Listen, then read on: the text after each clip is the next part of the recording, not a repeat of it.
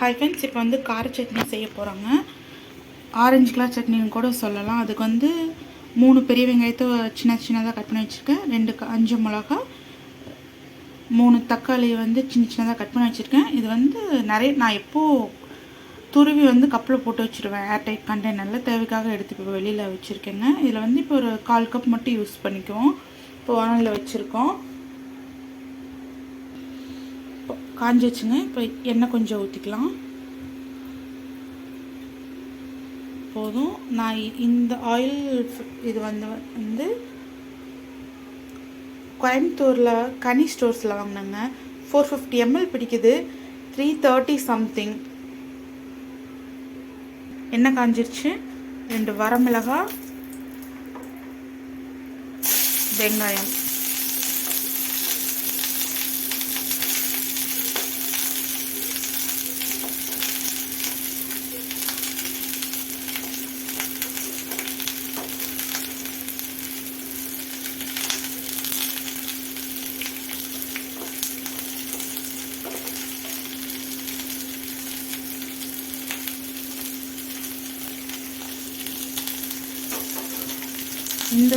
இந்த சட்னி வந்துங்க என் மாமியார் சொல்லி கொடுத்தது.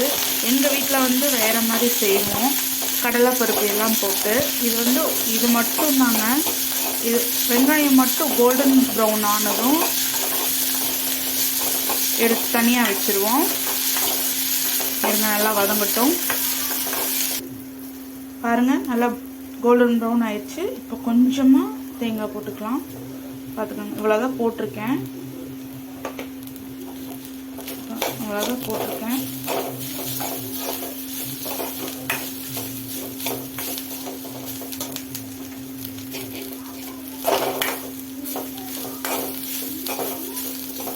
நல்லா வதக்கிட்டு இனி ஒரு இதுக்கு ட்ரான்ஸ்ஃபர் பண்ணிடலாம். அவ்வளோதாங்க. இது இனி பவுலுக்கு மாற்றிடலாம். பாருங்கள், ஜாருக்கு மாற்றி வச்சுருக்கேன். அதே இதில் இப்போ கொஞ்சமாக எண்ணெய் ஊற்றிக்கலாங்க. அதுலேயே கட் பண்ணி வச்சுருந்தோம் தக்காளி போட்டுடலாம்.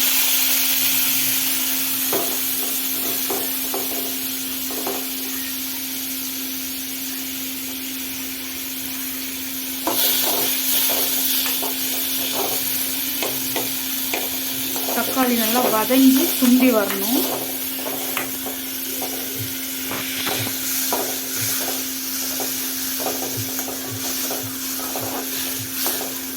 வதங்கட்டும்.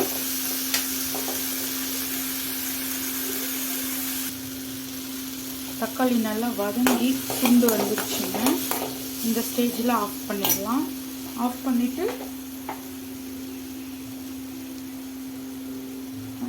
கொஞ்சம் கொத்தமல்லி, கொஞ்சம் கருவேப்பிலை, இவ்வளோதான் போட்டிருக்கேன். போட்டுட்டு இதுக்கு முன்னாடி இது பண்ணி வச்சோம்ல, அதையும் இதுக்குள்ளே போட்டு நான் அது மிக்ஸி ஜாரில் போட்டுட்டேன். சூடாக இருக்கும் இல்லையா, அதனால் எடுத்துட்டு ஆற வச்சிடலாம். ஓகேவா? இப்போவே சட்னிக்கு தேவையான உப்பும் போட்டுடலாங்க. அப்புறமா அரைக்கும்போது டேஸ்ட் பார்த்துட்டு மறுபடியும் வேணாலும் போட்டுக்கலாம். இதை ஆறட்டும். ஆறுனதுக்கப்புறம் நம்ம அரைச்சிக்கலாம். ஃப்ரெண்ட்ஸ் பாருங்கள், இப்போ எல்லாத்தையும் மிக்சியில் போட்டுட்டேன். தண்ணியே ஊற்றக்கூடாதுங்க. தண்ணி ஊற்றாமல் நம்ம இப்போ கிரைண்ட் பண்ணி எடுத்துடலாம். பாருங்கள், நல்லா அரைச்சிருச்சு. தண்ணியே ஊற்ற வேண்டாங்க. அவ்வளோதான், சட்னி ரெடி. நம்மளுக்கு உப்பு பத்தலைனா மட்டும் கடைசியில் டேஸ்ட் பார்த்துட்டு போட்டுக்கலாம். அவ்வளோதான், டேஸ்டான கார சட்னி ரெடி. பாருங்கள், கார சட்னி ரெடி. அவ்வளோதான், தண்ணியே மிக்ஸ் பண்ணாமல் டேஸ்டான கார சட்னி ரெடி. டேஸ்ட் பண்ணி செஞ்சு பார்த்துட்டு எப்படி இருக்குன்னு சொல்லுங்கள். தேங்க்யூ.